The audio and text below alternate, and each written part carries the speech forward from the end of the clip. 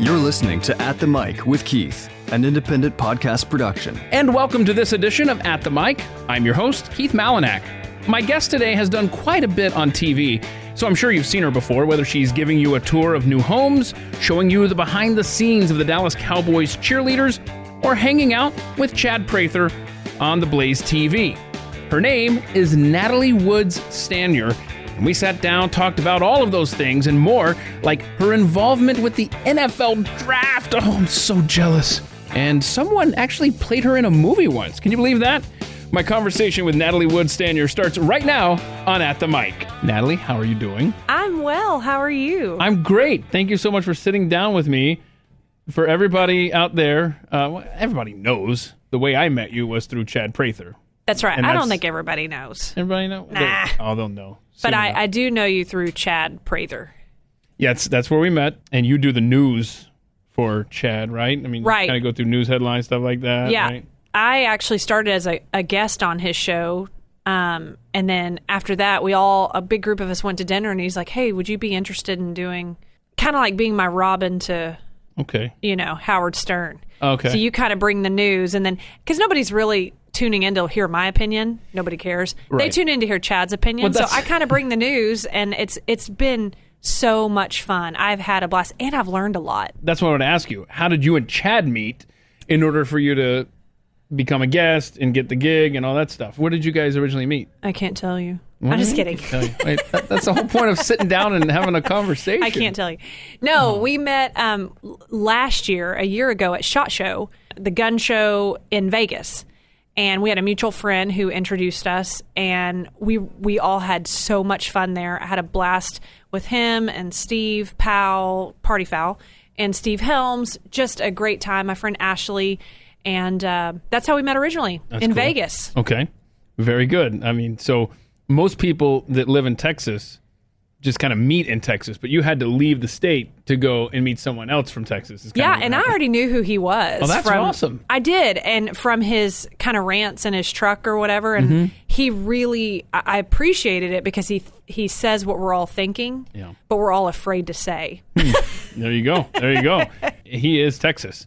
He is. And you were born in Texas, right? Born and raised, I think? Yes, I was born in Temple, Texas, which is very central Texas, but I grew up in Conroe, which is just north, about 45 minutes of Houston. Yep, I'm very familiar because I used to live over there in Spring kind of area. I was a lifeguard at Splashtown. Do you remember that place? I don't think we ever got there. What? There's a water park there called Splashtown. Well, when we lived there, we didn't have kids at the time. And you were a kid when I was, there. Okay. I mean, I could have been your lifeguard and saved your life. I probably did. You know what? I'm not that... I think, technically, I can't swim. Well, that's probably why I saved your life. That's probably why you would have, in another time, saved my life. Yeah. Yes. My grandmother lived in Spring. That's right cool. by where the Goodyear blimp used to be. What a small world. Oh, nice. Yeah. I mean, I tell people I lived in Spring. I technically still lived in Houston city limits. Oh, okay. Got it. And it's a nasty area. So, were you 1960 area? Oh, FM 1960. I thought you were asking what year I was there. Sorry, no, FM 1960. So you go on 45? Yeah. You turn left on FM 1960. You're putting your makeup on. I want to point out that in the middle of me trying to explain, where I live here in Houston, where I used to live, on FM 1960, Natalie decided it was time to apply her makeup. I think you have secret cameras in here, and I'm trying to look good. Am I already that boring? Hang on, that reminds me. Everybody that sits down and does one of these interviews with me, actually, I take a picture of them while we're doing the interview. Yeah. I just said, I bet you have cameras. Yeah. And so, oh no. So you're going to get an angry Natalie and then a fake, you'll get a fake smiling and then Natalie. A duck face. Yeah. Let me finish putting my mascara Okay. We were talking about me being from Conroe, Spring. Spring, FM 1960. And so you know where the hospital is? At FM 1960? 100%. I lived at the end of that street where these nasty, gross apartments are. Okay. Do you remember the Steak and Ale at 1960 and I-45? I didn't have the money to go to Steak and Ale. I mean, that's big time. Well, it's true. Okay. There's a Bennigan's next door to it. Okay. Well, I didn't have the money to go to Bennigan's either. We were young, man. Well, I didn't either, but I worked there. You worked there? And you get a discount. You could get the salad bar for free, and Steak and Ale had a really good salad bar. Oh, so that's cool. So I mean, you were a waitress, right? Or I no? was a hostess, and You're then a they host- did make me a waitress, but I kind of sucked as a. Did you mess up people's orders and stuff? I was not good with the alcohol. What do you mean? You I weren't didn't good- drink it. I'm just. Well, steak and ale was pseudo fancy, and so when they ordered like a bottle of red wine, you're supposed to open it at the table. Oh no! And you were in the back, sniffing it or something? No, I was just trying to open it, and it was awful. Anyway, I just wasn't a very good waitress, but I was a good hostess. I love to greet people, and Oh, that's good. yeah, and I lifeguard. I did save lives, How many lives did you save? a lot. Did you save more lives? I saved yours. No, you didn't. Yes, we I never did. met until I've saved yours. I know I did. You. I never probably- even went to that splash town. Yes, you did. And you probably didn't even wear your floaties, and you should have. And I went should've. in for you. Yeah, I don't recall In the this. wave pool. Didn't happen. So, did you save more lives at the splash town or at the Bennigan's? Steak and ale. Steak and ale. Sorry. No, See? at Splashdown. Totally. Yeah, okay. I'm just making sure. 'Cause, Yes. Born in Temple. Grew up in Conroe. Did you go to school in the state? I did. And by the way, I love Conroe. I'm so proud to say I'm from that city. It's a Okay. great city. Great lake, great people. If I could live in Conroe Yep. or the Woodlands, which is up there as well, Yep. and never, ever, ever have to go down into the city of Houston, that would be the only way to live there, because I'm no fan of Houston. It was Absolutely not right. fun. I agree. Yeah, Conroe has everything you need anyway. So does the Woodlands. Montgomery now even has everything you need in those cities. But I actually ended up going to a small school called Panola College. Okay. It's in Carthage, Texas. Where's Carthage? I've heard of that town. It is East Texas. It's Okay. probably about a maybe 30, 40-minute drive to Shreveport. Oh, wow. So it's real east. Way out there. Okay. And I love that place. And boy, do I have some great stories about Panola College in Carthage. Well, that works out because we're sitting down to talk about stories and stuff, and maybe you Oh, can share good. some. I will. Cool. I have a fun one. I finished at Stephen F. Austin State University Okay, yeah. with a communications degree, radio, television, minor in journalism. All right. Cool. Yeah, and I was kind of an East Texas girl. I loved it. Probably the biggest story that came out of Carthage, I think, ever. That is a very oil-rich town. There's a lot of money in Carthage. They're sitting on some oil there. It's just it's famous. There is a movie called Bernie. Do you remember that movie? It's with Jack Black, Oh, no. Shirley I know- MacLaine. No, I know Weekend at Bernie's, but it's not the same thing. This is different. Okay. It's kind of a dark comedy, if you will, but it is 100% true. It's just called Bernie. Bernie. So it's Shirley MacLaine, Jack Black, Matthew McConaughey. Okay. And it is a true story about a man named Bernie who befriends a oil heiress in the town after he was a mortician. Bernie was a mortician and actually helped handle her husband's funeral. Okay. They became fast friends after that. Now, Marjorie was much older. She was very frail, probably in her 80s. I don't even know how old she was, but Bernie took care of her, and she loved him so much that she made him power of attorney. Oh, no. She gave him everything. Oh, no. Yeah, That's and always a warning flag when someone's telling you a story. And she made him power of attorney. She made him. No. I know medical. I mean, she really trusted him and was going. Honestly, though, Keith, she was going to leave everything to him. I mean, that's just they had that kind of relationship. Traveled the world together. They went to Egypt. I mean, you name it, they went places. Everybody Wow. knew of this friendship, and I think it was just a friendship. However, Oh, no. anyway, at one point, nobody really knew where Marjorie was, but he would say she was here, she was there, she didn't feel well. But anyway, after she went missing, 9 months later, the police found her in her deep freeze. Oh, no. He had shot her and put her in her deep freeze, and she stayed there for 9 months. No. And the only reason they really found her finally was because of her stockbroker. He's like, I have not talked to Marjorie in 9 months. Something's not right. Something's got to give. So my tie to that is somebody plays me in the movie. Somebody plays you in a movie? Yes, I know. Not Shirley MacLaine. But wait, hold on. Wait, how are you Because in this it was movie? my life. So Bernie, when I was there at Panola, he was an integral part of Panola College and I did a lot of musicals there. West Side Story, Yep. Guys and Dolls, Yeah. all that, Showboat. he was in all those musicals with me, and he was my vocal coach. Oh, no. So I was with him we were all with him as students, with him all the time. Honestly, he was very effeminate, he was the local Methodist church music minister. Okay. And I took a trip with him because we actually got to sing at Carnegie Hall, which is really great. So I got to go to New York, sing at Carnegie Hall. And while we were there, I remember just one moment where I had kind of she was already on ice at this point. We had no idea. We really had no idea. But I remember him kind of not snapping at me, but we were driving around in a limo because he had rented it. He had taken us to see 4 Broadway musicals, all orchestra seating. He'd taken the whole group. But that night I said, this all must have cost so much money. I'm so thankful that you did this for all of us because we were all poor college kids. Uh-oh. And I just remember him it's the most assertive he's ever been to me. He looked at me and he said, don't say that because you never know when it's going to be gone. And I was like, ooh, that's not Bernie's personality. Anyway, got back from the trip, got a call from the mayor. It's a small town. The mayor calls me and says, hey, he's looking for my friend Eric Couch. I said, he's probably over at Bernie's because they were all friends. He said, he's not over at Bernie's. We need to find him because Bernie's just been arrested for the murder of Marjorie Nugent. Oh. And he's confessed.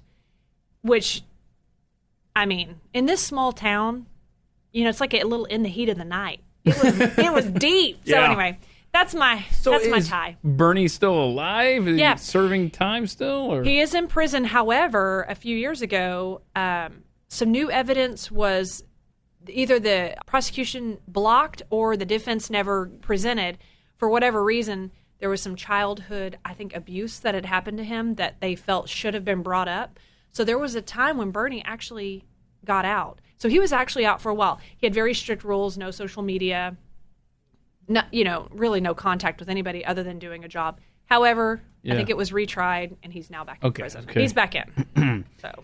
Wow. So you were, I guess, in close quarters with a murderer for quite a while then. I was, but I really didn't. I mean, none of us had. We really had no clue because he was so effeminate. We thought he couldn't hurt a fly. I'll check out that movie. You have to watch that movie. Bernie. It is so well done. Okay. Have to. I mean, I got it. I mean, you're and when you make a commission off of it every time it gets viewed, right? No, nobody even knows. Like, I claim to be dancer number 4. So there's this old is this? So there's this scene where he's working with the local theater. That's Panola College. That was us.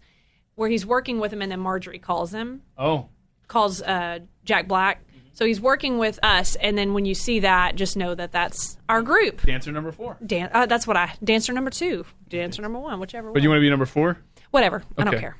All right, just making sure. When I watch the movie, I'm like, hey, I know, dancer number 4. Let's just stick with 4. 4. I like it. So when did that movie come out? That movie probably came out 6 years ago. Okay, cool. Yeah. All right.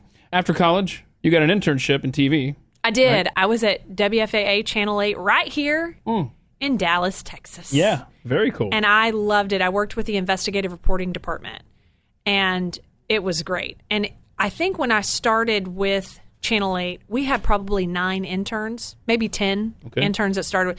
By the time that internship was over, we ended with, it was myself and another intern. Oh, no. Everybody else had quit. Was it not fun?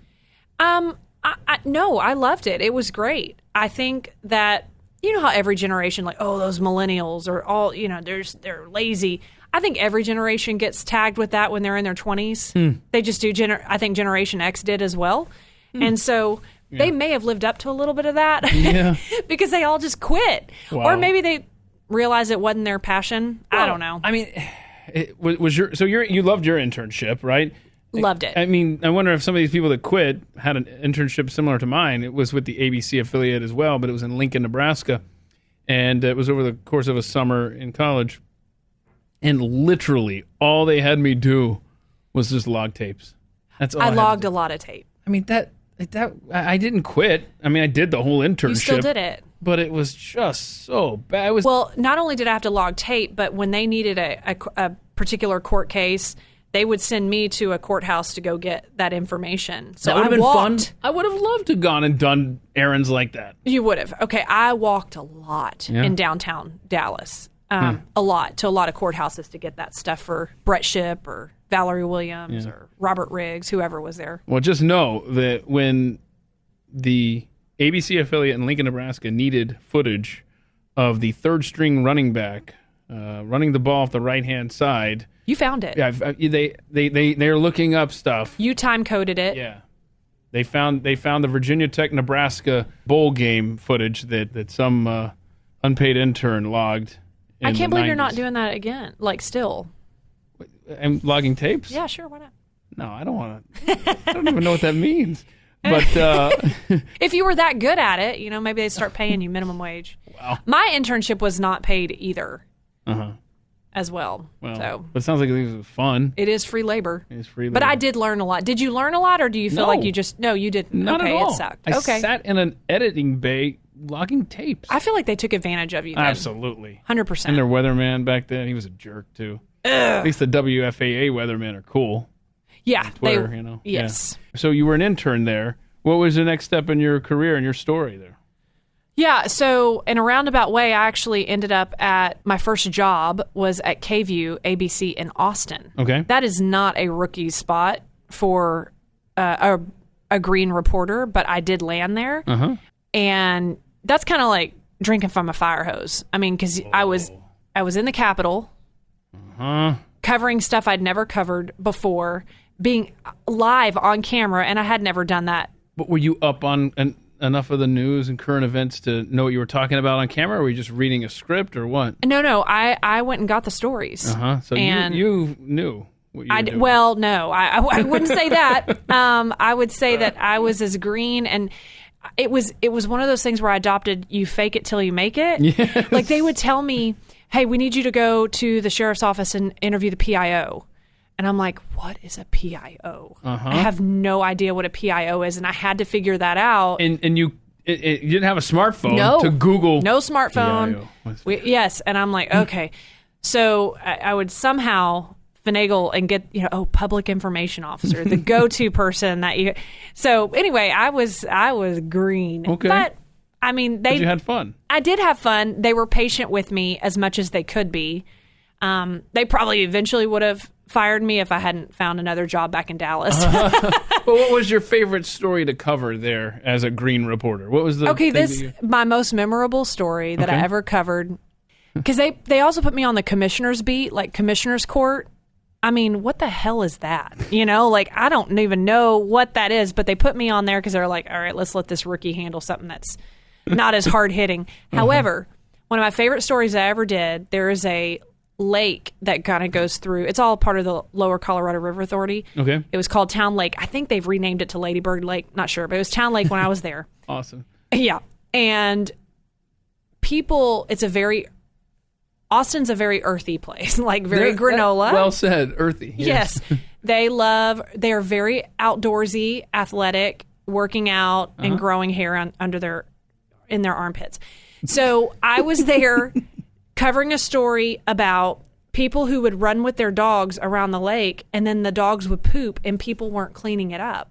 Oh, see, now that's not cool. Right. And then that poop would slip into the... I love how the microphone, all the P's keep popping. The poop. The poop would slip into the lake. Oh, no.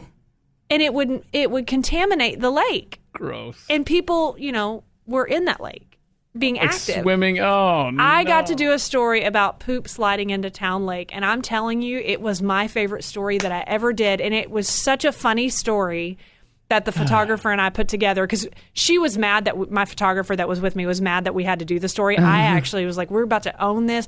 We went and bought a fish tank and just had so much fun with this story. With poop? Yeah. Okay. Poop. So has it made it to YouTube?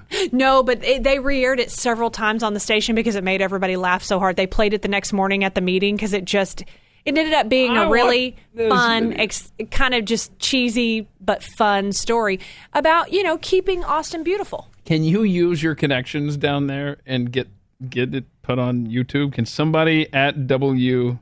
KVUE. I wonder, do those tapes even exist anymore? I mean, that was back with like SD. Yeah, because they had an intern that logged all this stuff that they could go and do. Okay, this is where it pays off. Stuff like that. Oh, Okay. I do need to find that story. Yes. All right, so you were down there how long? Because you got back to Dallas at some point. I was there for a year. I moved here June 2001. Got it. And then September 11th happened. So I remember, that's kind of ingrained in my brain. Sure. Because had I been a reporter in Austin still, I would have been parked outside the Capitol or the governor's mansion or something like that. Remember, Jenna and Barbara Bush were both in college. One was at UT. I'm not sure which one. But that was big news when 9/11 happened. Absolutely. Where are they? Oh, where are the daughters? I remember one story coming out of that. Do you remember this? They were in one at UT, because I think the other one maybe went to Yale. Maybe Stanford. I don't know. Anyway, one of them was in the class, and the Secret Service rushed in and came and got her and left with her. And I think took her to wherever the safe area is. Could you imagine being a student in that class with her? I'd be like, I don't know where she's going, but I'm not staying here. And again, smartphones not a thing. No, we weren't getting notified that way. Right. So I just couldn't imagine being a student in a class and having the first daughter rushed out. And you're thinking, I'm going with her. Right. Yeah, I'm following them. Right. So did a job bring you back to Dallas? Yes. So I joined a company called, it's Crozier and Henderson Productions, but they produce Hot on Homes, which is a new home television show. It airs on ABC. And I joined in 2001, and I've been there almost 20 years. That's wild. Nice job. It is a great and neat show about the hottest new homes, new home communities in the greater Dallas-Fort Worth area. It expanded. We even opened the show in Austin, San Antonio, Oklahoma City. Very cool. We opened it in several markets: Phoenix, in Florida, in DC, in Vegas. It's been really neat to watch that company explode and to be a part of it. So I've had a chance to host Hot On for almost 20 years. That's great. So you have been at the front lines of like the housing collapse in 2008, right? So 2008 happened, and that's when Vegas, DC, Florida, Phoenix, that all went away. I mean, all of our vans that we had expanded and exploded out to all these markets drove right back to Dallas, Texas, because of what was it called, The Big Short? Yeah, the market collapsed, and that was so eye-awakening, because I know that the banks were a catalyst for that, but so was the home building industry and or home ownership. They were giving everybody a home, and then they were putting them on these balloon mortgages that ended up exploding, and it wasn't feasible, and there was no way to sustain that for a long period of time. So everybody that I talked to that was much more tenured than I was said they had never seen a downturn like that. That was something to experience. Now, I will say, being a part of Hot On, which is a marketing company for new home builders, I was watching our new home builders go bankrupt or just go away, period, because of this. Not necessarily some of these builders, it was their fault. It just because of the economy. Nobody was buying. Nobody was selling. Everybody was terrified. They just couldn't sustain keeping their doors open. I was watching all of that happen. For Hot On Homes as a marketing company to have kept its doors open through all of that, I think speaks a lot to the credibility and the integrity of the owners at that company. I mean, there were times when I was watching them give grace to some of these home builders, like, hey, we can't pay our bill this month, or we can't. And they worked with them. And That's cool. So there's a way to pull together to try to survive something like that. But that was ugly. You've had other jobs. I think your travels have taken you to Colorado. You did something with like a camp or something, like a camp girls. I was a camp counselor. Camp counselor. There yes, I was. It was a camp called Eagle Lake up in the Pikes Peak National Forest. Oh, cool. And a little fun fact, I spent an entire summer up there in a tent. Oh, no, with 13 and 14-year-olds. Definitely no thank you. I know. And up there when you're up that high in elevation. Yeah. In elevation, you give up snakes. There's not a lot of snakes, but you get bears. And so yeah, that was not normal for a Texas girl. I had such cabin fever that entire summer, I just wanted to see a stoplight. Like that was a whole new world, but it was wonderful. And then I ended up becoming a camp counselor back in Texas at one of my favorite places on earth called Sky Ranch. It's a Christian camp in East Texas that has also expanded, but I spent 3 summers there. Absolutely loved it. So you love the outdoors then? I do. Yeah, okay. I do. I'm super active. It's hard to sit still for too long for me. That's fine. While I should. Another job that you've had that's very unique, very awesome, is you were a Dallas Cowboys cheerleader. I cheered for America's team. America's team. There you go. God bless America. How good is that? So, yes. Now, this probably shows my age, but growing up near Houston, I was an Oilers fan. But I was always a Dallas Cowboys cheerleaders fan. You know, they had that made-for-TV movie. You may not know this because you're a dude, but they had a made-for-TV movie that I grew up watching as a little girl about Dallas Cowboys cheerleaders. Really? And making the team. Yes. I loved it. What did that air on? TV. Good call. Keep going. It wasn't even a movie. I mean, it was a movie, but it wasn't like in the movies. No, it was a show, you said. It was a show. It was a movie. It was like a made-for-TV movie. And I watched it. You can still find it. It's great. It is like 70s great. Oh, I was thinking when you said that, I was thinking it's like a current show or whatever. You're saying back in the day. Back when I was a little girl. Well, not that far back. My bad. Yeah, I mean, I was so young. So I watched that show, and I always was a fan of the Dallas Cowboys cheerleaders. And then when I grew up, it's kind of on my bucket list to try out. But I actually, because I was so career-minded and, trying to graduate from high school, go to college, graduate from college, get a job, become independent. Trying out for the Dallas Cowboys cheerleaders just kind of had to go on the back burner while I tried to become an independent woman. So that was always your goal, though, in the back of your mind? In the back of my mind. Like even when you were a kid in Houston? Yes. I'm going to be a Dallas Cowboys cheerleader. I wanted someday. to try out. I didn't know if I would be that good to be able to do that. But, because I've always said this. You probably, Keith, cannot describe what a Minnesota Vikings cheerleader uniform looks like. Maybe you can. No. You probably can get the colors. Got the colors, yeah. Okay. But I can promise you people in Minnesota can describe a Dallas Cowboys cheerleaders uniform. Oh, that's interesting. Yeah. At least down to their stars. It's white, a vest.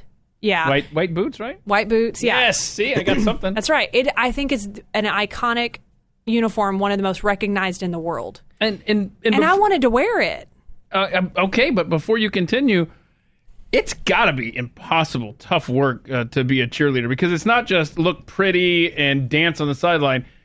Correct me if I'm wrong. I'm going to let you take the floor here and explain. But everything I've ever heard about being a cheerleader and all that stuff, it's intense, like day and night, right? It is day and night. It is mentally exhausting, physically exhausting, spiritually exhausting. If you even for a second think that these girls aren't intelligent, you've already missed the bus. These girls are well-spoken. They have to know the rules of football. They have to know current events because they're in front of the camera so often that the last thing that Jerry Jones or Kelly Finglass or the director, and Judy Tremmel, the choreographer, want is for one of these girls to make them look like a bunch of dummies. Yeah, okay. Not acceptable. So they actually... So are y'all quizzed on regular basis every on day events and stuff? This is a probably 3 to 4 month arduous process of not only learning 35 dances, doing the kick lines, making sure you're staying healthy. I don't really want to say skinny because they're not. I don't think these girls are truly athletes, but they're a healthy weight, maintaining their full-time, part-time or students. They have to maintain that in real life. Some are parents. They're also having to stay up on current events. They're also having to make sure that they know what a safety is. They have to know, what a running back does or what a wide receiver does. They have to know that stuff because if they get caught in an interview and they're just deer in the headlights, that's game over. Oh, boy. And you're cut. There is a show called Dallas Cowboys Cheerleaders Making the Team. Okay, that's what I was thinking of. Now, Yes. Where does that air? So that airs on CMT. Okay, gotcha. Yes. That one is actually, this is breaking news. Oh, we got breaking news. Hold on. Breaking news. Oh, maybe I'm not supposed to say it. Okay, don't pretend like I didn't say this. Okay. This isn't going to air for a while. I think they're picking up season 15. Oh, goody. I cannot confirm nor deny, but I believe they're picking up season 15. 15 years. 15 seasons of watching this, and it's still one of CMT's top-rated shows. Wow. People want to watch that process. So it's a reality show. It's a reality show. Behind the scenes of making... I actually think... Okay, I'm gonna go on a limb here. I think The Bachelor is a reality show because I think that is a program created to make people watch. This is more of a documentary because the Dallas Cowboys cheerleaders have always been. Mm-hmm. Way before reality TV. I see, yeah. Okay. And this is more kind of just watching what they do during that process. There's not a lot of, glitz and glamour or making up stuff just for good TV. And there's not a lot of money in it either, is there? I mean, I'm sure there's money in it. When there's the Jerry Jones and the Dallas Cowboys, I'm sure there's something negotiated. No. For the girls? For the cheerleaders themselves. No. When I cheered, it was $50 a game before taxes. Oh, no. Yeah. No. And that was it. But, Keith, I signed up for that. I would have... Yeah. I would have. You know paid, what you're getting into. Well, I would have paid to be on the sidelines. To be honest, don't tell them that, but I would have because it was the best seat in the house, and I think it was one of the coolest things I've ever done in my life was to be, with America's team and America's sweethearts. And people didn't think that you could make it, right? Like you were, I guess, up there in years as far as cheerleaders go before you even tried, right? Right. I was so career-minded in my 20s. I actually didn't try out until 31, until I was 31 years old, which is old for, your typical NFL cheerleader. I mean, you say that, and I think, that's not old at all. That's, okay, now I got you. It's funny because now I look back and when I was 31, I'm like, what I wouldn't give to be, or revisit 31 again. But I cheered at 32 and 33 years old. So not your typical age, but boy, I wouldn't take it back. Yeah, and you've, I believe, called this the most... yes, I know, Keith. What's the phrase? Making that team was the most rewarding nightmare I've ever been through. Wow. It really was. That's cool. Because the first year that I tried out, I was the last one cut the day before squad photo. Oh. So I actually didn't make it my first year. Now, let me tell you, if you think about going through 4 months of blood, sweat, and tears, and then sitting in Kelly's office and them going, okay, we put a team together. We have our squad photo tomorrow. You're not going to be in it. It's a punch in the stomach. And it was hard for me to take at 31 years old. I can't imagine what that's like for an 18-year-old fresh out of high school to deal with that kind of mental beating. Because it is. But the Dallas Cowboys cheerleaders are the best of the best. You don't go there because everybody's nice and sweet. You go there and it's very honest because at the end of the day, there's a bottom line. And the cheerleaders make a lot of money for the Dallas Cowboys. And it's a business. Yeah. And they need the best of the best. They need the right person in all 36 spots. Do you ever find yourself in kind of like when some of these girls are trying out, do they ever use you as a resource? Yeah, they reach out a lot. I was on seasons 1 and 2 of Dallas Cowboys cheerleaders making the team. Oh, wow. I need to send that. I have a best of that people have been putting on Facebook. I've got to send it to you. Okay. I think you will get a real kick out of it. Okay. It's pretty funny. Now that we're in season 15, I've actually worked on the show as a producer. Oh, wow. For several years now. Okay. And so I get to work, hopefully, again this year on the show as a producer. And it's going to be just as exciting as ever. Awesome. If you like that kind of competition. Mm-hmm. I do. All right. I'd much rather be behind the scenes watching it happen than getting on a scale on television. Oh, no. Trying to make a team. Oh, no. Okay. I like it better now. So you had these life goals growing up. You wanted to be a Dallas Cowboys cheerleader. Did life, and you obviously accomplished that goal. Eventually. But did life in general, it never seems for anybody to take the path that you anticipate. You've got plans, you've got goals, but they meander if you ever make it back to your goals. Generally speaking, your own life, with all that you had set out to do from the beginning, did you get to accomplish at this point everything that you've wanted to do, or is there still stuff out there? Yeah, I think everybody has a story, right? And my childhood was tough. I had a really rough childhood. With my mom's an alcoholic, and my dad was never in my life. And so when my mom's an alcoholic, she worked at a bar. It's hard to... That's a bad place for an alcoholic to work. It's not a good place. In hindsight, the 100%. Math doesn't add up there. It does not add up. And so it's hard to really give your children, as a single mom, the attention that they need. And as a matter of fact, it kind of gives them the wrong attention. But I decided as a young child, I remember praying to God, and I said, if you'll help me not to end up like this, then I bargained with God, like, you can do that. But, when you're 12, you think you really can, and he's going to be like, no, you're good. You're good. Okay, now that you've made this deal with me. But I told him I wouldn't drink, smoke, or have sex before I was married. That was my deal. I was like, okay, just don't let me end up. Good. Yeah. And you lived up to that, right? Yeah. Actually, I don't drink, and I don't. I still, to this day, I don't drink or smoke. That's awesome. But you know what? I was super focused on when I said this earlier about, okay, my goal is to graduate from high school and then to go to college and somehow put myself through college, because I didn't have anybody to help me put myself through college. I had to figure it out and then, get a job. And then something I said earlier was become an independent woman. That was what was so important to me, would be that I would never have to depend on anybody, a man, the government, anybody, that I would be able to survive on my own. Yeah. Okay. That's a great goal. So my path, while I had all those goals, that worked out because I stayed focused and I didn't get lost. Not that I didn't make stupid mistakes, because who doesn't? That's part of life. But I did always try to keep my eyes on the prize, stay focused, and then in my 30s ended up on the Dallas Cowboys cheerleaders. There you go. And you described yourself, I think, as a church bus kid, right? Yes. So what does that entail? So that I'm glad you brought that up. When I was a little girl, and in that home situation, the pastor and pianist and the pastor's wife had this bus that they would pick kids up and take us to church. It was a small church in Evergreen, Texas, called the Evergreen Church, and I got to be a bus kid, and they would pick me up every Sunday and every Wednesday to go to church. And that gave me a foundation for my own spiritual growth, where I learned how to bargain with God, about what I wanted to be and how I wanted to get there. I'm a firm believer in, there's a lot of things that you choose in life. Actually, most everything. You chose this morning, Keith, to wear a beanie on your head. I choose that every morning. Thank you. Yeah, and you chose to work here.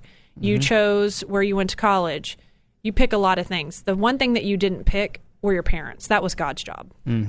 And God allowed me to have my mom and my dad for one reason. So I knew I must be there because that's where He divinely wanted me to be. That's cool. Which gave me the basis of putting in my head, just because this is where I am doesn't mean this is where I have to end up.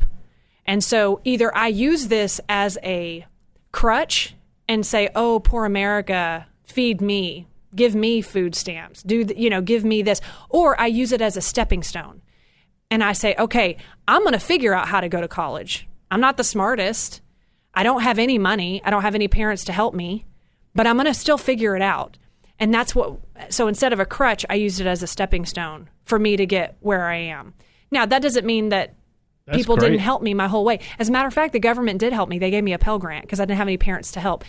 But I feel like tenfold, I've paid that back. And I would happily pay that back. I took out loans from banks, but you figure it out. So that's kind of my slogan is just figure it out. Figure it out. Figure it out. Yep. You can make it work. I like that. You got to fight. Figure it out. It's good bumper stickers. Yes. I'm going to make that. And now I'll tell you, my mom and I are super close these days. Oh, good. And it was a really rough childhood. She knows that. She put us in situations we shouldn't have been in. But I'm really blessed to have a really fun and loving relationship with her. She's 74 now, and I think to myself, with the life she lived, and she'll be honest, she was in Playboy. She was a partier. She did drugs. She, had extracurricular activities, and it was not good. I told her that when she dies, I'm donating her body to either Ripley's Believe It or Not, or the Smithsonian, or just science, because she shouldn't be alive. And my mom would be like, "No, you're right." Like she admits, she's like, "I don't know how I did it." I'm like, "How are you alive with this life that you've led?" So wow. I'm thankful that we're now in a situation where we can have that relationship. That's so great. And we've gone through all of your jobs. However, there's still one job we haven't discussed that I am porn. Absolutely no. Oh, okay. There's one job. No, I didn't do that. I'm kidding. Okay. There's one job that you've had.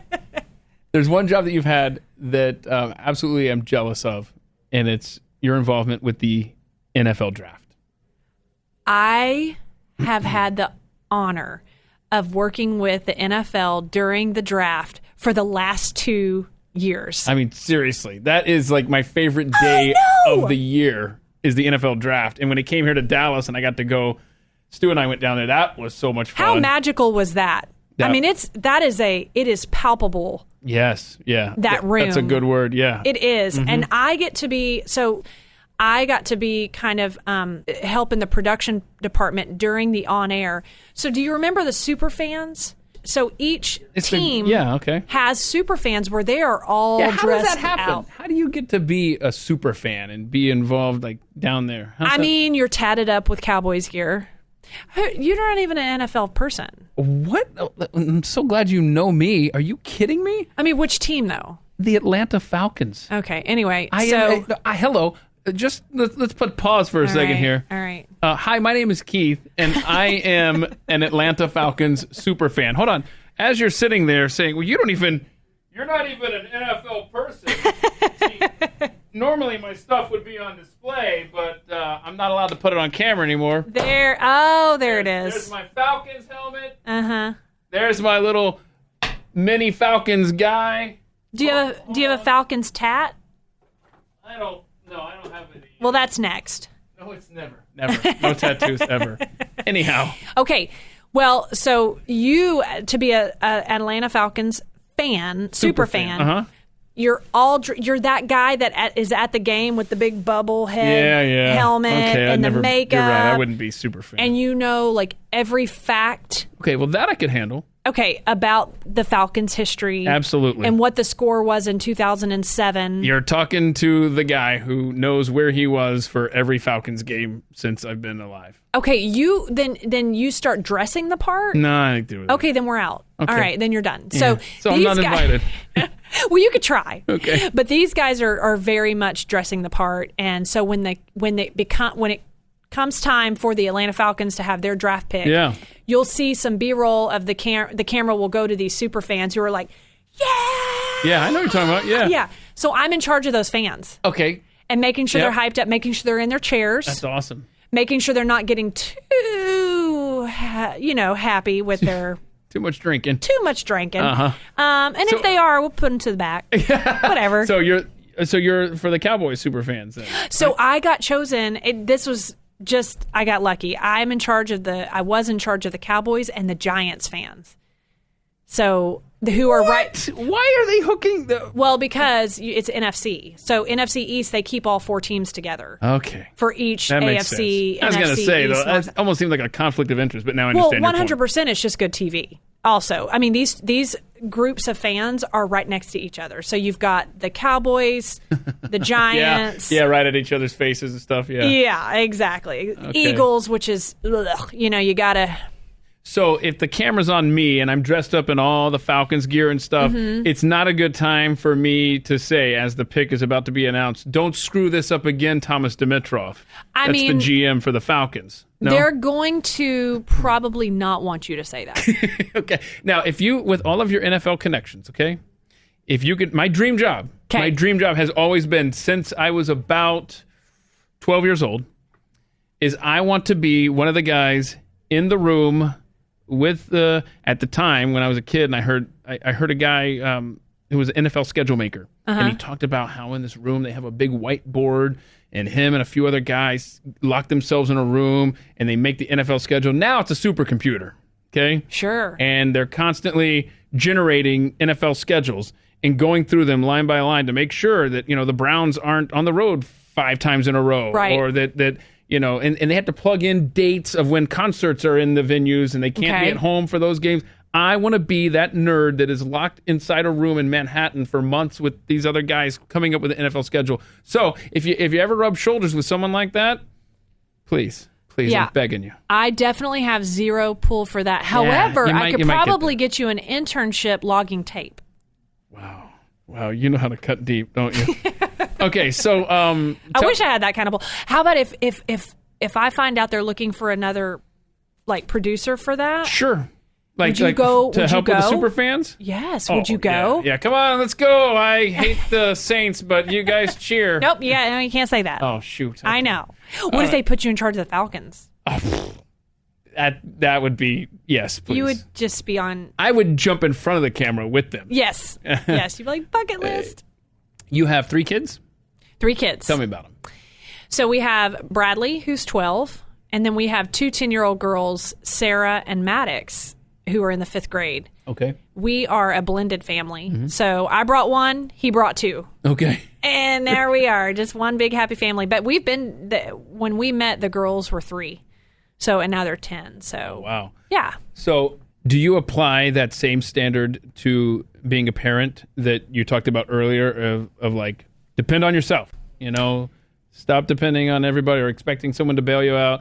Do you kind of apply those rules to raising kids? That's a great question because there's a balance, right? Where how much do you want to provide for your children and spoon feed them, and how much do you want them to realize what real life is like? So I feel like my husband and I we try to have a solid balance of how much we protect them and how much we don't. For example, one of the 10-year-olds has a project that was due like 10 days ago. We just found out about this and she has a 0. Now they're going to give her a grace period and let her turn it in late. We never got that, but she gets that chance. Right? Yes. Thank you. No, I never Grace got period, redo, whatever. No, it's a 0 that brings your average down for the rest of the semester. Thank you. So when I saw the 0 and why, and I said, why haven't you turned this in? Give him a chance. She admitted that she hadn't done it. I lit into her, I'm not going to lie, and I said, you are going to stay up until this is 100% done. Well, what if it's like 10:30? I don't care. I don't care if you don't sleep at all tonight. You don't get to go through life just going, I didn't do it. And, part of me wants to swoop in there and help her read the book and help her write the notes because she does have dyslexia. So you want to help. I don't care, though. That's where I feel like we're failing as a society when we bail people out. So she even came in pretty late, to the bed, and to my side of the bed, and she was like, I'm really tired. And I said, you should have thought about that before you decided to be 10 days late on something you should have turned in. You don't get to do that. And I promise you, in the real world, you don't get a redo.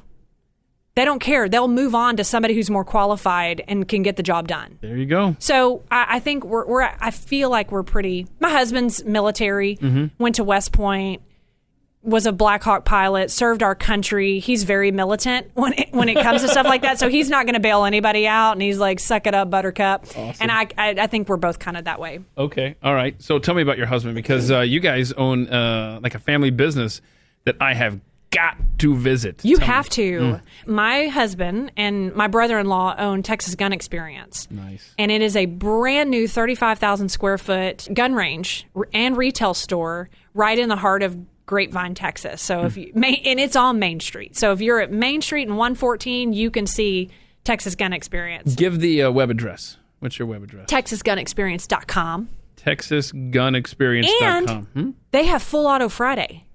So you go in on Fridays and there's a wall of machine guns and you get to pick whichever one you want to shoot, and all you have to pay for is the magazine. How awesome would that be for a date night? Totally awesome. No, and the magazine's only $20. Oh. I'm not gonna lie, it's like and then that's $20 gone because it's a machine gun, but it's so worth it. And what a great way to spend money. There's a Gatling gun there. Okay, you can shoot that. There's also brand new. There's a minigun. It's $500 to shoot that one because people should fly to Dallas just to go to the Texas Gun Experience. And come see me. Let us know you're going to be there. I'll come up there and shoot with you. As a matter of fact, it is right next to DFW Airport. So a lot of people will fly in and they'll have a layover or some downtime. They will grab an Uber because it's only like a 2-minute drive from the airport over to Texas Gun Experience. That's awesome. They'll come in and they'll shoot a little bit, and you don't have to bring anything. We have all the guns provided for you, cool. All the ammo, all the gear that you need. The only thing you probably should do is prepare yourself to go through security and have a little bit more time because there's going to probably be lead on your hands. Yes. They're going to stop you. That's no funny. doubt. And you could even give them a heads up if you want, but it's so worth it. I'm not a real big machine gun person. I didn't serve our country, and so that's not a fix I need. But I go up there at least once or twice a week and I shoot my handgun. That's awesome. And what is your husband's name? Joseph. Joseph, how did you meet Joseph? We met on Match. Oh, I know. You were a Match. Match.com. That's cool. No, it was so romantic. I thought maybe he was going to catfish me or something because he was really handsome and came with all these accolades and Ivy League education. I was like, no way. But he was legit. That's awesome. I know. That's really He's good. a pretty awesome guy. And before I forget, what's your Twitter handle if anyone wants to follow you here? I am Natalie Woods-22 on Instagram. We've talked about this. What is my Twitter, Keith? I don't know. I don't know. Make me look this up in the middle of this. Yep, Natalie. You are Natalie Woods-22. Oh, see? It must be the same or something on Instagram? And on Twitter. So my Twitter and Instagram are Natalie Woods-22. Okay. Natalie Woods-22. Look for her. And you said you were going to make me better at using Twitter more. I'll work on that. I don't tweet as much. I do Instagram and I do Facebook, but I need to be better at tweeting. Actually, I just go to your page and retweet what you... Oh, that's good. That's helpful. That's good. What is the last song that you have listened to on repeat? Honestly? Yeah, honestly. Lie to me. I know. I work out a lot, and so I really like rap when I'm working out. Then not honestly. No, I know. I think it's like T-Pain Body Work. Now let me see that body work. No, Booty Work. It's Booty Work. I am not. I know. I wish familiar. I could say it was praise and worship because I love Jesus, but I do like rap. So let me see that booty work, booty work, booty. Anyway, I refuse to look up while you're singing that. It's a good song. Okay, very good. Listen. Do you not like listening to like music that gets you going during a workout? Yeah, but rap doesn't do anything for me. Rap doesn't? Okay, No. You obviously have never tried out for the Dallas Cowboys cheerleaders. That is affirmative. Okay, now turn away from the microphone when you demonstrate your hidden talent, which is your very, very loud... Oh, I can whistle really loud. Yeah. I was camp counselor, so it was one way to get attention of the kids. Do you want me to whistle? Well, let's wait from the microphone. That's was intense. that loud? No, that's intense. It's loud, yeah. Yeah. Okay. It took me a while to learn how to do that. Passed out a few times. Anything on your bucket list that you're hoping to do in your lifetime? I like to travel. I really, really want to go to Bora Bora. Okay. Tahiti. Yeah. I want to check out that part of the world. I have never been there. Anywhere near. I wonder how long of a flight that is. It's long. Yeah, it's you make a connection in Hawaii? Probably. Oof. I think that's exactly right. Oof. Yeah, it's also expensive. Yeah. So we're going to need to sell a lot more guns. Yeah. TexasGunExperience.com. All right. Make Natalie's bucket list happen. That's right. Keep Republicans in the office so we can still sell guns. That's right. All right. Natalie Woods-Stanyer, thank you so much for making time. You can check her out on Chad Prather's show. I guess he's watchchad.com. Watchchad.com.